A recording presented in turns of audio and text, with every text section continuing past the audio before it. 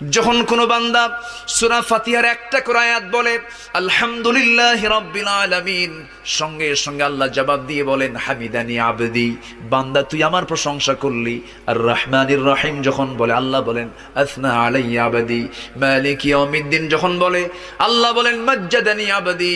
এরপরে যখন বলে ইয়াকা না'বুদু ওয়া ইয়াকা নাস্তাঈন পর্যন্ত যখন বলে আল্লাহ বলেন বান্দারে তুই আমার কাছে কি চাস, প্রাণ খুলে চারে বান্দা।